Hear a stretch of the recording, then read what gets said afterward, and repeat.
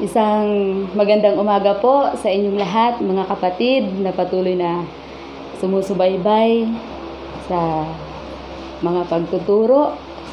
Salamat po sa inyo. At sa biyaya po ng Diyos, marami din pong salamat na tayo'y nagpapatuloy kahit ganito po ang ating sitwasyon. Ngayong umaga po ay magpapatuloy tayo sa pagtalakay tungkol sa katuruan sa iglesia. At ngayong umaga po, ang pagbubulayan natin ay ang iglesia bilang babaeng ikakasal kay Kristo. Basahin po natin sa Efeso chapter 5 verse 23 hanggang 33. Makibukas po kayo sa akin sa Efeso chapter 5 verse 23 hanggang 33. Ang sabi po dito, sapagkat ang lalaki ang ulo ng kanyang asawa tulad ni Kristo na siyang ulo ng iglesia na kanyang katawan at siyang tagapagligtas nito. Kung paanong nasasakop ni Kristo ang iglesia, gayon din naman ang babae dapat pasakop ng lubusan sa kanilang asawa. Mga lalaki, ibigin ninyo ang inyong asawa gaya ng pag-ibig ni Kristo sa iglesia. Inihandog niya ang kanyang buhay para rito upang ang iglesia ay italaga sa Diyos matapos linisin sa pamamagitan ng tubig at ng salita. Ginawa niya ito upang maiharap sa kanyang sarili ang iglesia. Marilag, banal, walang batik at walang anumang dungis o kulubot. Dapat mahalin ng mga lalaki ang kanilang asawa tulad ng sarili nilang katawan. Ang lalaking nagmamahal sa kanyang asawa ay nagmamahal sa kanyang sariling. Walang taong namumuhi sa sarili niyang katawan. Bagkus ito'y pinakakain at inaalagaan, gaya ng ginagawa ni Kristo sa iglesia. Tayo'y mga bahagi ng kanyang katawan. Dahil dito, iiwan ng lalaki ang kanyang ama't ina at magsasama sila ng kanyang asawa at sila'y magiging isa. Isang dakilang katotohanan ang inihahayag nito. Ang kaugnayan ni Kristo sa iglesia ang tinutukoy ko, subalit ito'y tumutukoy rin sa bawat isa sa inyo. Mga lalaki, mahalin ninyo ang inyong asawa gaya ng inyong sarili. Mga babae, igalang ninyo ang inyong asawa. Sa unang basa po, iisipin natin na ito'y tungkol sa mag-asawa. Ngunit binabanggit si Kristo at ang iglesia. Sabi ni Pablo sa Efeso chapter 5 verse 32, Efeso chapter 5 verse 32, isang dakilang katotohanan ang inihahayag nito. Ang kaugnayan ni Kristo sa iglesia ang tinutukoy ko. Ang dakilang katotohanan na nais ipaunawa sa atin ay ang kaugnayan ni Kristo sa iglesia. At ang dakilang katotohanan ay si Kristo ang lalaking ikakasal at ang iglesia ang babaeng ikakasal kay Kristo. Gumamit ng paglalarawan at simbolismo ng pag-aasawa upang mas maintindihan natin kung gaano ka-intimate yung ugnayan na yon. 'Di ba? Ang mag-asawa ay grabe ang intimate nila. Intimate relationship nila sa isa't isa. Alam niyo po, kung aaralin natin ang kultura noon, ibang-iba sa kultura natin ngayon. Noon, kapag sa kanilang panahon, kapag mag-aasawa, ang isang babae at isang lalaki, kahit na sila'y nakatakda ng ikasal, itinuturing na nila ang kanilang mga sarili na sila'y mag-asawa na, pero hindi pa sila nagtatabi o hindi pa sila nagsumisiping sa isa't isa. Ang ginagawa ng lalaki ay aalis at babalik lamang siya sa araw ng kanilang kasal. Ganon din po ang iglesia. Ang iglesia bilang kasintahan ni Kristo ay nakahiwalay pa sa kanya ngayon. At tayo'y naghihintay sa muling pagbabalik ni Kristo para maganap ang kasalan. Sa ikalawang pagparito ni Kristo, makikipag-isa ang iglesia kay Kristo at isang opisyal na seremonya ang magaganap. At iyon ang aktwal na pagsasama ni Kristo at ng iglesia magpakailanman. Basahin po natin sa Pahayag 19 verse 7 to 9. Pahayag 19 verse 7 hanggang 9. Dapat tayong magalak at magsaya. Purihin natin ang kadakilaan niya dahil sa nalalapit na kasal ng kordero. Nakahanda na ang kasintahang babae. Pinagsuot siya ng malinis at puting-puting lino. Ang lino ay ang mabubuting gawa ng mga hinirang ng Diyos. At sinabi sa akin ng anghel, isulat mo ito, mapalad ang inanyayahan sa piging sa kasal ng kordero. Idinugtong pa niya, ito ay tunay na mga salita ng Diyos. Basahin po natin ang pahayag 21 naman, verse 1 hanggang 2. Pahayag 21, verse 1 hanggang 2. Ang sabi po dito, pagkatapos nito, nakita ko ang isang bagong langit at isang bagong lupa. Wala na ang dating langit at lupa. Wala na rin ang dagat. At nakita ko ang banal na lungsod, ang bagong Jerusalem, bumababang galing sa langit buhat sa Diyos, gaya ng babaeng ikakasal, gayak na gayak sa pagsalubong sa lalaking mapapangasawa niya. Ito po ay pangitain ni Juan. At ito ay tiyak na mangyayari sa hinaharap. Ito ang mangyayari sa araw o sa muling pagbabalik ni Kristo upang pakasalan ang iglesia.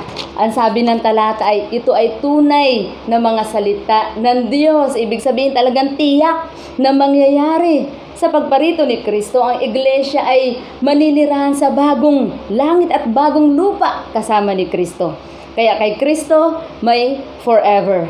Forever nang makakapiling ng iglesia si Kristo at hindi na mawawalay kailanpaman. Kaya sabi ng talata, mapalad ang inanyayahan sa piging sa kasal ng kordero. Kaya napakapalad po natin, napakapalad ng iglesia na kinabibilangan natin ngayon at sa darating na panahon ay makakapiling si Kristo magpakailanman. Hanggat hindi pa ito nangyayari sa atin, ano ang dapat nating gawin? Napansin ko lamang po na kapag engaged na o napangusisa na, hanggang sa maging mag-asawa, ang babae at lalaki mayroong total commitment sa isa't isa. Automatic yon. Kaya naman, kahit ang mag-isip ng kataksilan ay walang puwang sa isip nila. O dapat pa po bang mag-isip ng kataksilan ang mag-asawa? Di ba hindi na po? Ganon din po ang iglesia na ganap na nakatalaga kay Kristo. Kahit sa isip ay ayaw mong magtaksil kay Kristo. Hindi po ba mga misis at mister na buong pusong nakatalaga sa isa't isa, ay ni sa isip mo at ni sa puso mo ayaw mo magtaksil sa iyong asawa? Ganon din po dapat tayo bilang isang iglesia kay Kristo. Isipin natin ay hindi natin kayang magtaksil kay Kristo. Yung mga taong ganap lang ang pagtatalaga, ang hindi magtataksil kay Kristo. Ang iglesia ay ganap nang nakatalaga kay Kristo. Ang buhay natin ay para sa Kanya at nakatalaga para sa Kanya. Kaya ang iglesia ay para kay Kristo at hindi para sa sanlibutan. Kaya hindi na dapat tayo nakikiayon pa sa takbo ng sanlibutan. Yung mga nakikiayon pa na itinuturing mong ikaw ay Kristiyano pero ikay nakikiayon pa sa sanlibutan ay maaring sabihin natin masakit man pero maaaring sabihin natin taksil. Ang taksil walang total commitment. Kaya ngayong mga taksil may number 2. May kabit. Hindi pwede yun kay Kristo. Kung pwede yun sa sanlibutan, hindi pwede yun kay Kristo. Kaya mga kapatid, manumbalik ka na. Habang may panahon pa. Pagsisihan at talikuran mo ang iyong kasalanan at manumbalik ka kay Kristo. Ako ay naniniwala na kapag tayo mayroong ganap na pagtatalaga kay Kristo, tayo ay tiyak na naghihintay na may pananabik at lubusang paghahanda. Katulad ng 5 babae o 5 matatalinong babae na hinihintay ang pagdating ng lalaki ikakasal, sila nakapasok sa piging o sa kaharian ng Diyos. Dahil ako'y naniniwalang sila'y lubusang nakatalaga kahit na nabalam ang pagdating ng lalaking ikakasal. Ganun din po tayo bilang isang iglesia na ikakasal kay Kristo. Ngayong umaga ay pagbubulayan po natin ay kung ano-ano ang ina-require ng ganap na pagtatalaga kay Kristo. Ano ang ina-require sa atin bilang isang iglesia na nakatalaga o ganap na nakatalaga kay Kristo? Una ay love. Yung ating pag-ibig kay Kristo. Efeso chapter 5 verse 25. Makibukas po kayo sa akin sa Efeso chapter 5 verse 25. Ang sabi po dito, mga lalaki, ibigin ninyo ang inyong asawa gaya ng pag-ibig ni Kristo sa iglesia. Inihandog niya ang kanyang buhay para rito. Gaano kalaki ang pag-ibig ni Kristo sa iglesia? Sukdulan ang pag-ibig ni Kristo sa iglesia. Namatay para sa iglesia ng dahil sa pag-ibig. Hangang-hanga tayo sa mga nag-iibigan na handang mamatay para sa isa't isa. Pero hindi po ba't mas lalong kahanga-hanga ang pag-ibig sa atin ni Kristo na hindi pa natin iniibig si Kristo'y tayo lubusan na niyang iniibig? Kahanga-hanga po iyon. Napakadakila ng pag-ibig ni Kristo sa iglesia. Gaano naman kaya ang pag-ibig ng iglesia bilang babaeng ikakasal kay Kristo? Sa mag-asawa, di ba parehong ang bawat isa ay umaasa na mamahalin? Sabi nga kapag inibig mo ng todo, iibigin ka rin ng todo. Inaasahan din tayo ng Diyos na ibigin siya ng todo. Gayon na lamang ang pag-ibig sa atin ng Diyos. Kaya dapat gayon na din lang ang pag-ibig natin sa Kanya. Great love ang ibinigay sa atin ng Diyos. Dapat great love din ang ibibigay ng iglesia para kay Kristo. Pero ako'y naniniwalang hindi natin kayang tumbasan ang pag-ibig na yun ni Kristo sa iglesia. Ngunit kung hindi man natin kayang tumbasan, ang mahalagay ibigin natin si Kristo. Yun ang pinakamahalaga. Ang ibigin si Kristo'y sapat na kung hindi man natin kayang tumbasan ang pagmamahal na yun ni Kristo sa atin. Ngayon, anong klaseng pag-ibig ang gusto ni Kristo para sa Kanya?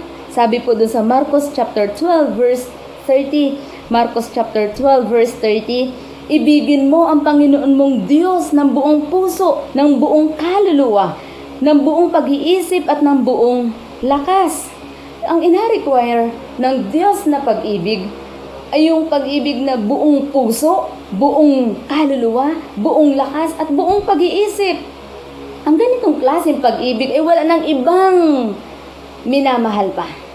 Wala nang ibang iniibig pa. Iisa lamang ang minamahal. At yun ang inaasahan sa atin ni Kristo bilang iglesia na siya lamang ang ating mamahalin. Sabi ko nga kanina, kung hindi natin kayang tumbasan ang pagmamahal ni Kristo sa iglesia, ang mahalin si Kristo ay sapat na.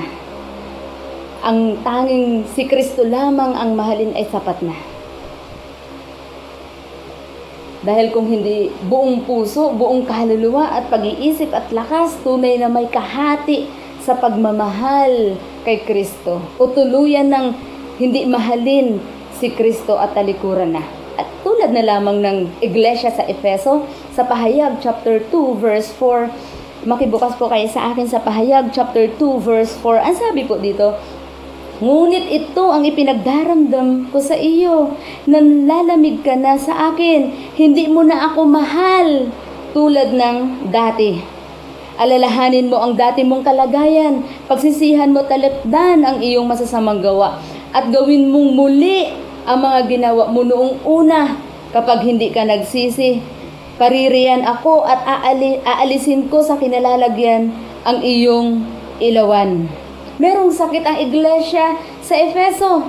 Dating mainit ang pagmamahal sa Diyos, ngunit isang araw ay nanlamig. May iba ng mahal at hindi si Kristo.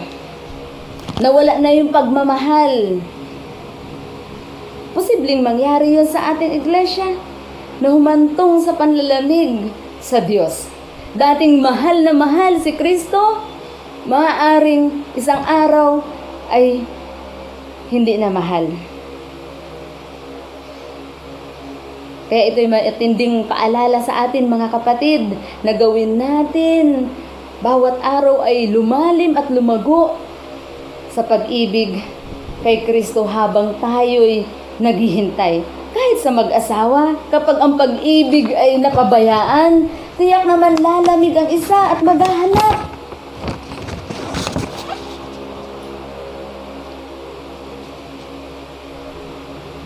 Dahil ang gusto natin ay mamahalin tayo at kapag hindi natin naramdamang mahal tayo, maghahanap tayo ng iba. Ngunit si Kristo, kahit anong mangyari sa atin, ay mananatili ang pag-ibig sa iglesia. Hindi maglalaho ang pag-ibig ni Kristo sa iglesia. Kaya dapat natin palaging ibaling ang pag-ibig natin kay Kristo. Kaya todo ang pagmamahal sa atin ni Kristo, itodo din natin ang pagmamahal natin kay Kristo bilang babaeng ikakasal sa Kanya.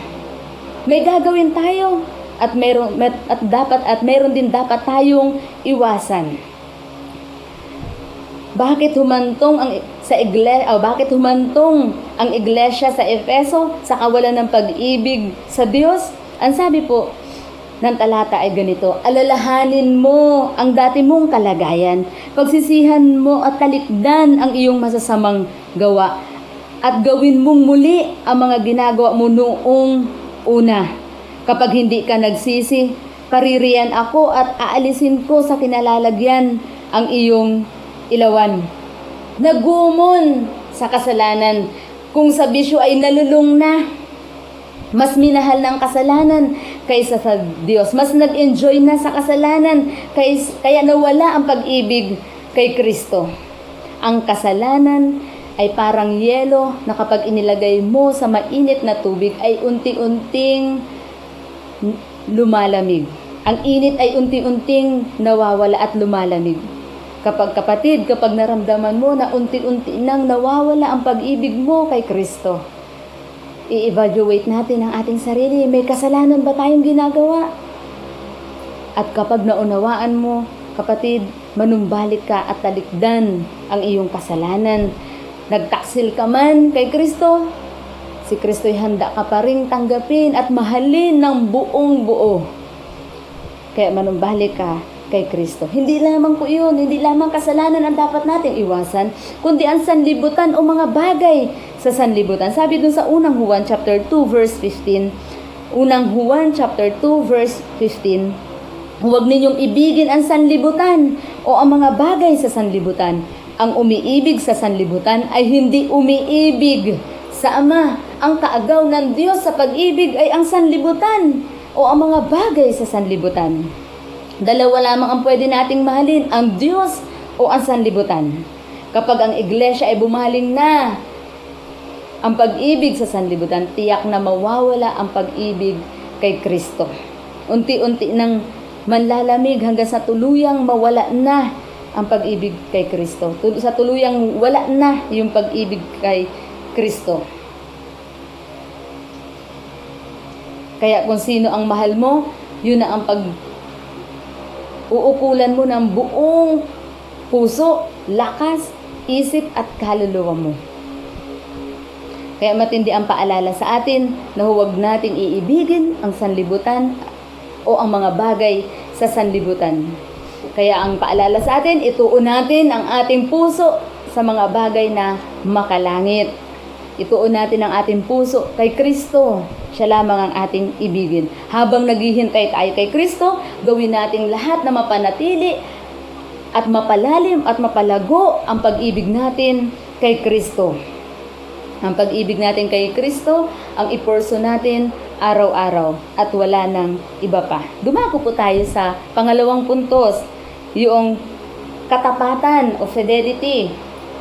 Ang sabi po sa Efeso chapter 5 verse 24. Efeso chapter 5 verse 24, kung paanong nasasakop ni Kristo ang iglesia, gayon din naman, ang mga babae dapat pasakop ng lubusan sa kanilang asawa. Tayo ay nasasakop na ni Kristo, katulad ng mag-asawa na lubusan nagpapasakop sa isa't isa. Ang ibig sabihin ay, ang iglesia ay pagmamay-ari ni Kristo at para sa Kanya. Kaya dapat lubusan tayong magpasakop kay Kristo at ang katapatan natin ay dapat kay Kristo lamang. Ang loyalty ng iglesia ay dapat kay Kristo lamang, tulad ng mag-asawa na ang loyalty nila ay para sa isa't isa lamang. Kaya naman naiingatan at napapanatili ang katapatan nila sa isa't isa. May pagkakataong ang iglesia ay maaaring mawala ang katapatan kay Kristo. Nanganganib ang katapatan kay Kristo, katulad ng iglesia sa Korinto na pinaalalahanan ni Pablo. Basahin po natin sa 2 Korinto chapter 11 verse 2 hanggang 4. 2 Korinto 11 verse 2 hanggang 4. Nakadarama ako na makadiyos na panibugho, tulad kayo ng isang malinis na dalagang ipinagkatipan ko sa isang lalaki kay Kristo. Ngunit nag-aalala akong baka malason ang inyong isipan at mailayo kayo sa tapat at dalisay na pananalig kay Kristo.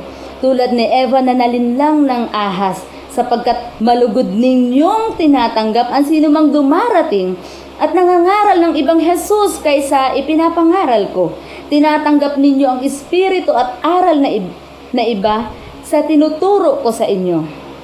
Ang iglesia sa Corinto ipinagkatipan na kay Kristo. At nakita ni Pablo ang banta ng panganib sa iglesia. Maaaring ang katapatan ng iglesia ay maglahong parang bula. Kaya ang sabi nga ni Pablo, ngunit nag-aalala akong baka malaso ng inyong isipan at mailayo kayo sa tapat at dalisay na pananalig kay Kristo, tulad ni Eva na nalinlang ng ahas. Sapagkat malugod ninyong tinatanggap ang sinumang dumarating at nangangaral ng ibang Jesus kaysa ipinapangaral ko. Tinanggap ninyo ang espiritu at aral na iba sa itinuturo ko sa inyo. Ano ang banta ng panganib? Malugod nilang tinatanggap ang sino mang dumarating at nangangaral ng ibang Jesus. Sinasabi lang nilang Jesus pero ibang Jesus ang ipinapangaral nila. At ang mga taga-Korinto ay welcome sila at nakikinig sa kanilang mga itinuturo. Ay talaga mapanganib po yun sa iglesia. Nanganganib ang katapatan nila kay Kristo. Ang mabuting halimbawa na dapat natin tularan kay Pablo ay inatensyonan agad ni Pablo ang nakikita niyang panganib sa Korinto. Naging maagap si Pablo. Kaya mga kapatid, huwag tayong patumpik-tumpik kung makita natin ang isang kapatid na malugod na tinatanggap ang tagapagturo at ibang aral. Puntahan natin, agapan natin, prangkahan natin.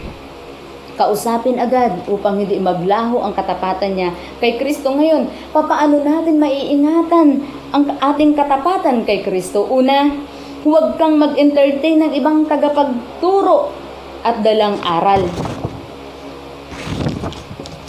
Sa Korinto kasi malugod nilang tinatanggap ang sino man, kahit sino. Welcome sa kanilang tahanan at pinakikinggan nila ang aral. Ina-entertain nila ang kahit sino. May panganib kapag ina-entertain mo ang ibang aral.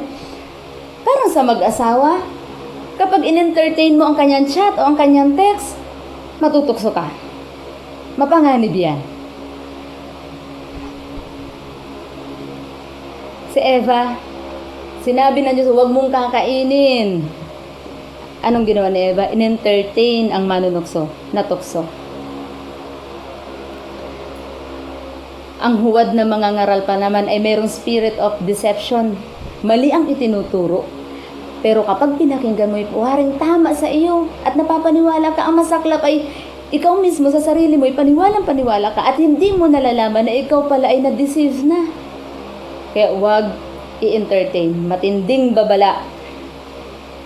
Huwag i-entertain ang mga bulaang tagapagturo at ang dalang aral. Kasi ang deception ay pumapasok sa oras na i-entertain mo. Tandaan po natin ito.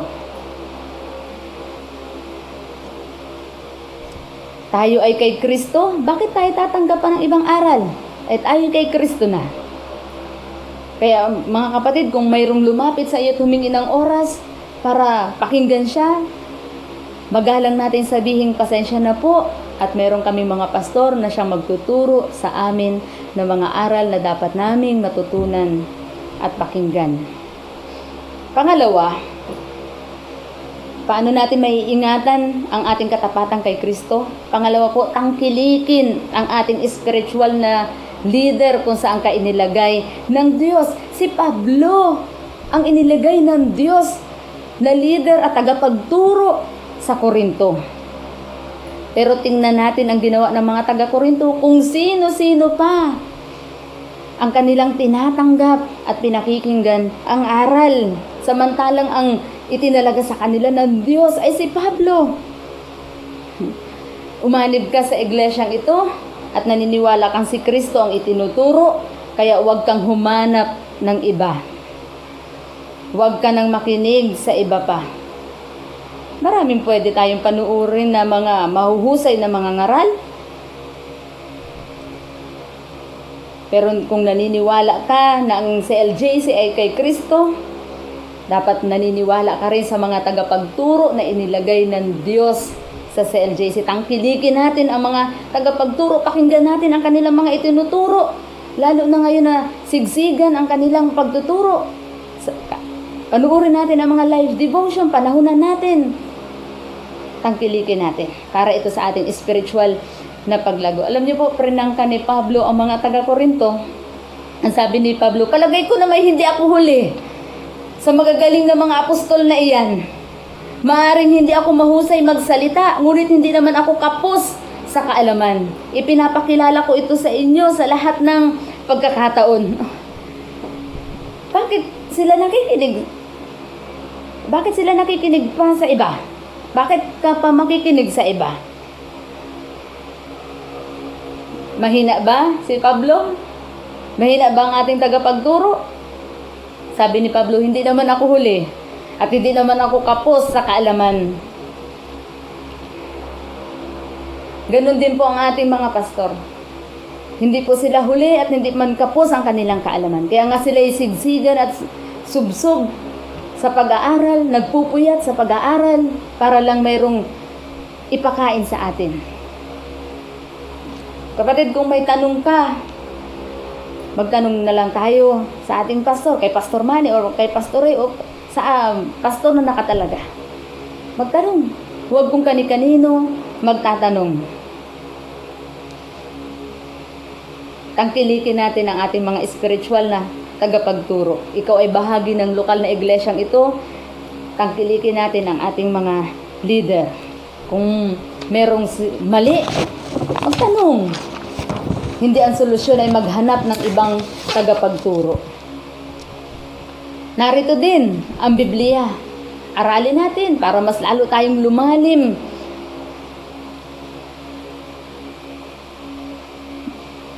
Lumalim ang ating pagkaunawa kay Kristo. Sa gayoy lalong tumibay ang ating katapatan kay Kristo.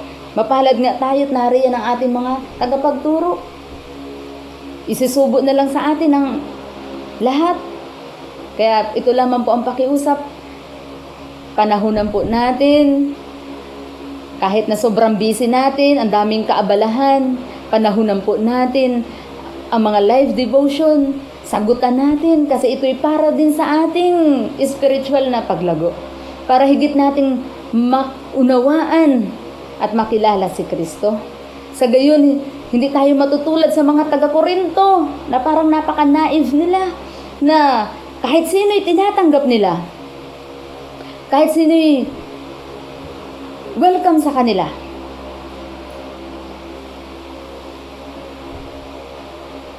Dahil kung alam natin ang turo, kahit may mga dumating na bula ang propeta, alam kaagad natin kung ito'y bulaan o hindi.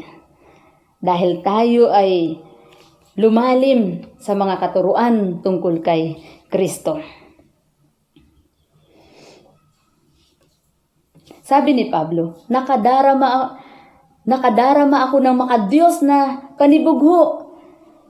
Naninibugho siya, hindi dahil sa loyalty para sa kanya, kundi para kay Kristo. Ayaw niya na ang kanyang mga inaakay kay Kristo ay matangay pa ng iba o mawala ang loyalty kay Kristo. Sana ay may ganito din tayong puso sa ating mga pinangungunahan na inaakay natin ang mga pinangungunahan natin sa katapatan kay Kristo. Ang kanyang paninibugo ay gusto niyang manatili ang katapatan ng iglesia kay Kristo. Ayaw ni Pablo ang katapatan ay mabaling sa huwad ng mga tagapagturo. Kaya nga sigsigan ang pagtuturo ni Pablo sa kanila. Alam niyo po, si Pablo yung taong palaging ang mga tao ay dinadala ang loyalty kay Kristo at hindi sa kanya. Katulad nung nangyari sa unang Korinto, chapter 3, verse 4, na may nagsasabing, ako'y kay Pablo, ako'y kay Apollos. Ngunit nirebuke sila ni Pablo. Yun ay lumilikha ng pagkakampi-kampi at pagkabahabahagi kapag ang espiritu natin, ako'y kay Pablo, ako'y kay Apollos, ako'y kay pastor, ako'y sa ka-close kong kaibigan. Lumilikha po ito ng pagkakabahabahagi. Dapat walang papanig sa pastor, walang papanig kung kanino man. Dahil ang loyalty natin ay dapat kay Kristo lamang, hindi man sa ating mga tagapanguna. Tayo ay nasa iglesia hindi dahil kay pastor, hindi man dahil sa ating leader, kundi dahil kay Kristo. Kaya paalala lamang po sa mga leader, mahalagang katungkulan natin na akayin ang mga tao sa katapatan kay Kristo. Kasi iyon ang palaging goal ni Pablo. Dahil kung mawala man ang leader, mawala ang ating mga pastor, tayo mananatili sa iglesia. Bakit? Dahil yung katapatan natin ay na kay Kristo, hindi sa mga leader. Si Pablo ay labis na nag-alala sa mga taga-Korinto. Meron kayang dahilan kung kaya ang inyong pastor ay mag-alala sa iyo? Huwag mong pag-alalahanin ng iyong pastor. Lahat tayo magkaroon ng iisang goal, ang manatiling tapat kay Kristo hanggang sa kanyang pagbabalik. Pangatlo po na tatalakayin ko na ina-require sa atin. Pangatlo po ay purity. Yung kadalisayan, Efeso chapter 5 verse 25b hanggang 27. Ang sabi po dito, inihandog niya ang kanyang buhay para rito upang ang iglesia italaga sa Diyos matapos linisin sa pamamagitan ng tubig at ng salita. Ginawa niya ito upang maiharap sa kanyang sarili ang iglesia, marilag, banal, walang batik at walang anumang dungis o kulubot. Sabi po sa NIV, babasahin ko rin. Ang sabi po dito, and gave himself up for her to make her holy. Kailangang mamatay ni Kristo upang gawing banal ang iglesia. Hiwalay sa kamatayan ni Kristo, ang iglesia ay mananatiling marumi at may kapintasan. Ngunit dahil sa kamatayan ni Kristo, ang iglesia ay ginawa niyang banal at walang kapintasan, walang batik, walang anumang kulubot o dungis. Pansinin po natin na tanging iglesia lamang ang binanal ni Kristo. Wala nang iba. Kaya napakapalad po natin. Dahil ang iglesia ay mananatiling banal at walang kapintasan hanggang sa pagbabalik ni Kristo. Kaya wala na tayo pong maidadahilan pa para hindi tayo magpakabanal. Tayo binanal na ni Kristo. Kaya dapat tayo mamuhay ng kalugod-lugod sa paningin ng Diyos. Kaya wag na po natin ikatwiran na tayo tao lamang at marupok. Meron tayong Diyos na tutulong sa atin para tayo magtagumpay. Basta ang pinakang goal lamang natin ay mamuhay tayo sa kabanalan. Tiyak na tayo tutulungan ng Diyos na makapamuhay sa kabanalan bilang isang iglesia. Para sa akin, ang paghahandog ng buhay ni Jesus ay nagsasabing, ginawa ko na ang lahat para magpakabanal ka, para gawin kang banal. Ginawa ko ng lahat para ang iglesia ay walang batik o anumang kapintasan. Kaya sugdulang inialay ni Jesus ang kanyang buhay para ang iglesia ay mamuhay sa kabanalan. Ang iglesia ay binanal para magpakabanal. Ikaw ay binanal para magpakabanal. Gawin natin ang lahat sa pagpapakabanal habang hinihintay natin ang pagdating ni Kristo. Mahirap magpakabanal sa mundong ito. Dahil palaging ang ina-offer na mundong ito'y ang sanlibutan. Ang ina-offer palagi ay magkasala tayo.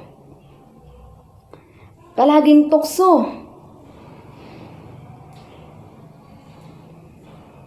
Ngunit kailangan nating ingatan ang ating sarili bilang mga nakipag-isa kay Kristo upang huwag madungisan ang iglesia.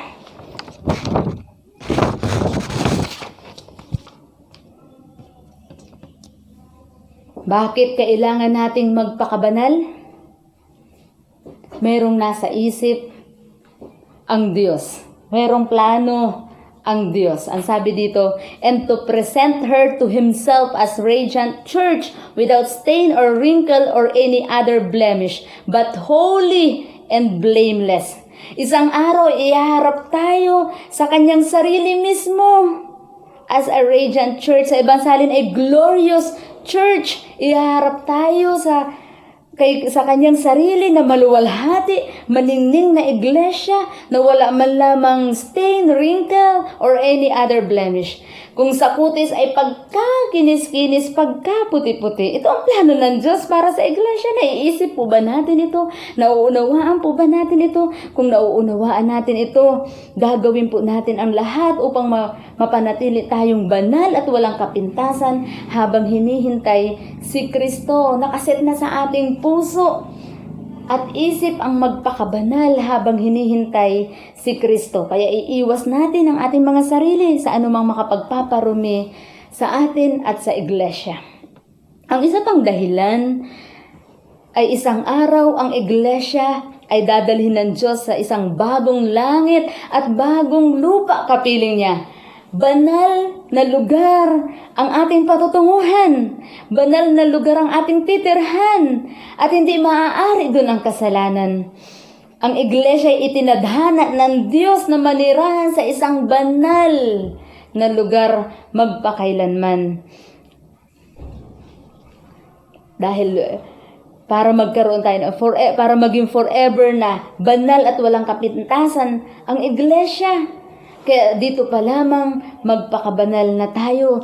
Nagsasanay na tayo dito ng kabanalan habang hinihintay natin ang pagdating ni Kristo. Paano kung ang iglesia ay maratnan ni Kristong hindi namumuhay sa kabanalan? Paano kung ang pakakasalan mo'y may ibang kalaguyo? Paano kung ang pakakasalan mo hindi nagpapakabanal, kundi nagpapakarumi? Nung nabalitaan ni Jose si Maria, ayaw na niyang pakasalan. Si Kristo na ating pakakasalan ay banal. At kailangan nating manatiling banal. Kailangan ang iglesia ay manatiling banal para pagdating ni Kristo, tayo handang-handa ng pakasal sa Kanya. Kaya simula ngayon, mga kapatid, piliin natin ang magpakabanal hanggang sa pagdating ni Kristo. Sa aking pagtatapos, lahat ng nakatakdang ikasal ay excited sa araw ng kasal. Lahat ay ginagawa para sa paghahanda ng araw na yun. Ang iba'y nagpapapayat, nagpapaganda para perfect sa araw ng kasal. Talagang iniingatan ang sarili para presentable sa araw ng kasal. Bilang iglesia na ikakasal kay Kristo pagdating ng tamang panahon, dapat araw-araw tayo excited sa pagdating ni Jesus. Hindi natin alam kung kailan at talagang sinadya ng Diyos na hindi ipaalam sa atin kung kailan darating si Jesus. Pero ang pinakamahalaga ay maghintay tayo na nananabik kay Kristo at lubusan ang ating paghahanda habang tayo naghihintay. Kaya dapat ang ating pag-ibig, ang ating katapatan at kadalisayan ay palaguin natin araw-araw. Yun ang ating pinaghahandaan araw-araw sa pagbabalik ni Kristo. Kaya ang hamon sa atin ngayon bilang isang iglesia na ikakasal kay Kristo ay lubusang paghandaan ang pagdating ni Kristo, lumago tayo sa pag-ibig, katapatan at kadalisayan habang hinihintay natin si Kristo. At tiyak sa araw na yon, malulubos ang ating kagalakan magpakailanman. Tayo manalangin at magpasalamat sa Diyos. Dakilang Diyos, maraming salamat sa katotohanang ipinaunawa mo sa amin tungkol sa kaugnayan ng iglesia kay Kristo. Tulungan mo po ang iglesia ay tunay na lumalim sa pag-ibig, sa katapatan at kadalisayan habang hinihintay ang muli mong pagbabalik. Tulungan mo kami na lumago bawat araw at tulungan mo ang iglesyang nananabik sa iyong pagdating, nananabik sa araw ng kasalan na makakasama ka na namin magpakailanman. At tulungan mo kaming bawat araw ay mabuhay ng may nagpapasalamat sa iyo dahil napakaganda ng plano mo sa iglesia pagdating ng panahon. Salamat sa iyo, dakilang Diyos. Akayin mo palagi ang iglesia sa malalim na pag-ibig sa iyo, katapatan at kadalisayan sa bawat araw. Salamat po sa biyaya mo sa iglesia.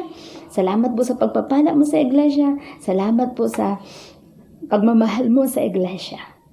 Binabalik po namin sa iyo ang lahat ng papuri at pasasalamat, pagluwalhati at pagdakila sa tanging pangalan ni Jesus. Amen.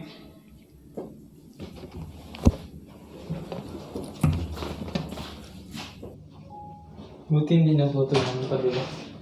Bakit yung tugon? Baka maglagay na lang po kami ng MP3.